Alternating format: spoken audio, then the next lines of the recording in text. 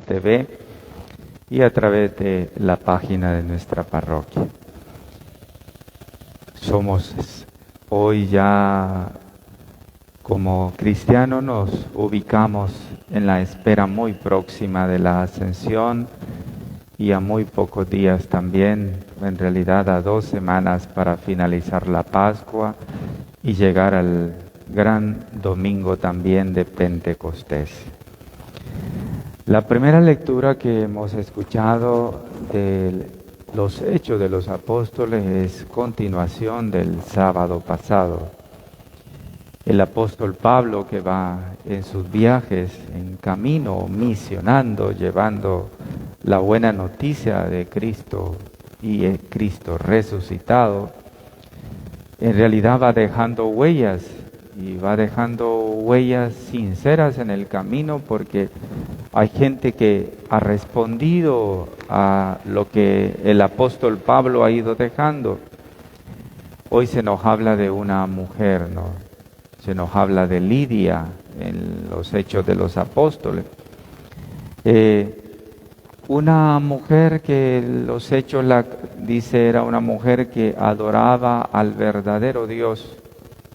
Una mujer que adoraba al verdadero Dios, pero que no había dado el paso hacia adelante.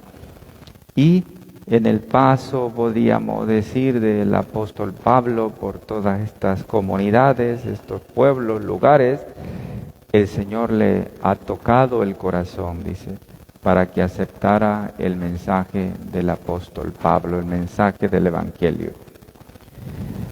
Solo me pregunto, ¿qué es lo que lograba, qué es lo que hacía el apóstol Pablo para que hubieran tantas conversiones en el camino?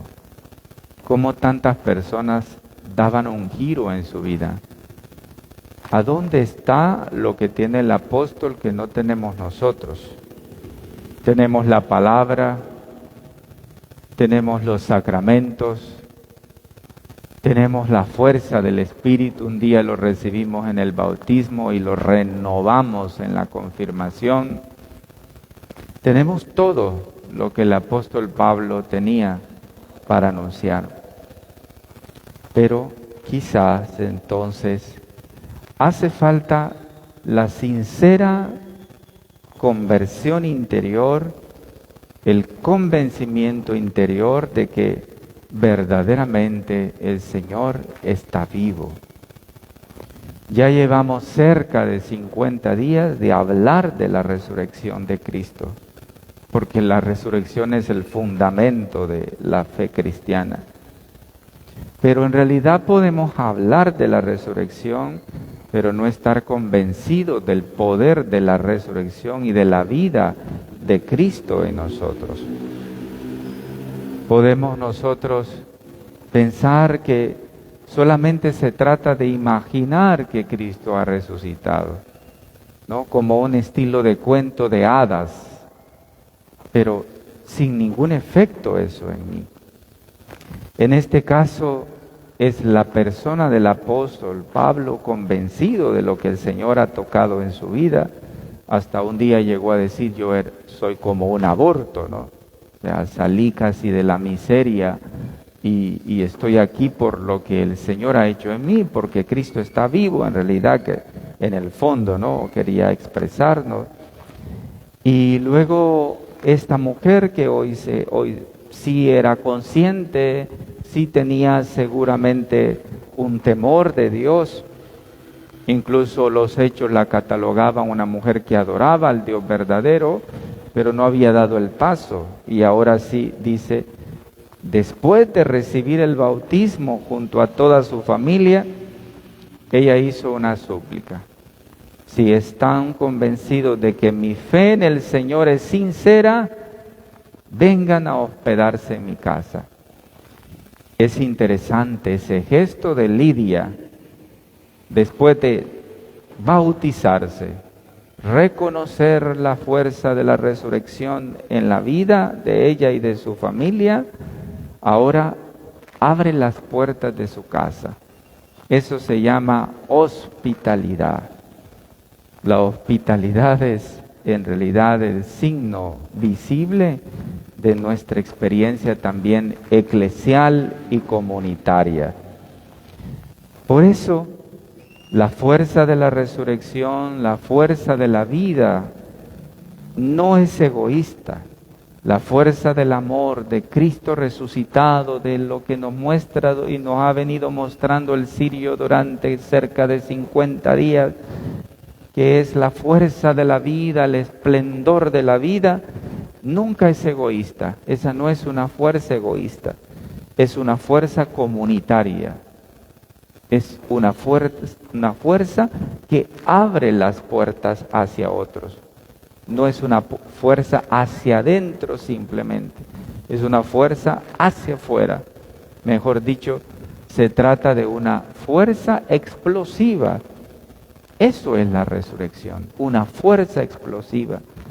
Y para mí eso es muy importante porque eso era precisamente lo que lograban los primeros cristianos, los primeros apóstoles, los discípulos. Lograban que la gente se convenciera, porque ellos en sí mismos tenían esta fuerza explosiva de la resurrección. A veces nuestra fe es muy apagada, nuestra fe es muy frágil, ¿no? Nuestra fe es muy adormitada, ¿no? No sé, parece que tomamos pastillas para dormir la fe. Porque nuestra fe es muy adormitada. Nuestra fe nadie se convence con nosotros. Porque nosotros parece que no estamos convencidos ni nosotros mismos.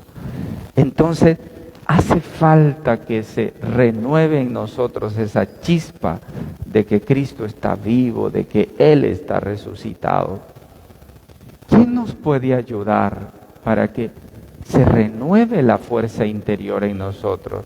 La fuerza que hacía que los primeros cristianos fueran valientes, aún en medio de las persecuciones. O la fuerza que hace que muchos santos en la iglesia hayan dado un testimonio hasta el martirio. O la fuerza de muchas iglesias locales en defender la vida, los valores, los principios éticos y morales, como lo hacen nuestros queridos hermanos nicaragüenses y los señores obispos nicaragüenses, aún con toda la persecución del Estado nicaragüense a la Iglesia Católica. Ya tienen desde hace tiempo un obispo tirado en el exilio, ¿no? En Miami. Ya lo sacó el gobierno hace un montón de tiempo. Ahora tienen otro obispo encerrado. Pero es una iglesia profética, la iglesia nicaragüense. Ha vivido situaciones tan duras y es una iglesia que ha aprendido a caminar con el pueblo. Por lo tanto, ¿qué hace que la iglesia sea así? Que la iglesia se renueve, que la iglesia no se quede aplastada, sino que la iglesia reviva. El Espíritu Santo, el Paráclito, el Consolador, del que nos habla hoy el Evangelio, ¿no? El que procede del Padre, ¿no? Porque el Espíritu Santo, como ya nos lo recuerda la teología de la Iglesia, procede del amor del Padre y del Hijo. Nos recuerda de una vez la teología de los valores de nuestra fe. Y este Paráclito, este Consolador que es el Espíritu Santo, es el que nos va a ayudar para poder nosotros responder de manera más exigente y más coherente con nuestra fe. Pero necesitamos aceptar el Espíritu Santo. El Espíritu Santo no se mete en la vida de nosotros rompiendo las puertas y las ventanas de nuestro corazón. El Espíritu Santo es Dios y Dios es respetuoso de nuestra libertad. Si yo no le doy la oportunidad a Él para que entre, renueve mi vida, ¿no? Con todo su fruto, con todos sus dones, como lo vamos a ir meditando todas estas semanas hasta llegar a Pentecostés, si no es por eso, si no abrimos las puertas para que Él haga eso, tampoco pasa nada, ¿no? Siempre seremos ahí adormitados, Es el Espíritu quien nos despierta. Si le abrimos las puertas al Espíritu, Él nos despierta, nos levanta. Y Jesús dijo, les he hablado de estas cosas para que cuando llegue la hora de su cumplimiento, recuerden que ya se las había dicho yo. Cuando llegue la hora de la lucha, cuando llegue la hora de defender nuestra fe y nuestros valores, nosotros seamos fuertes. Que nada ni nadie nos derribe nuestros valores y nuestros principios de fe, aún en medio de la persecución. Un día nuestras iglesias también van a ser perseguidas, así como está perseguida la iglesia nicaragüense, la iglesia local nicaragüense, también, ¿no? ¿Cuántos otros países el gobierno ha perseguido de alguna manera a la iglesia? ¿Cuántas veces? Cuba, por ejemplo, por años, más de 50 años, el gobierno ha perseguido a la iglesia.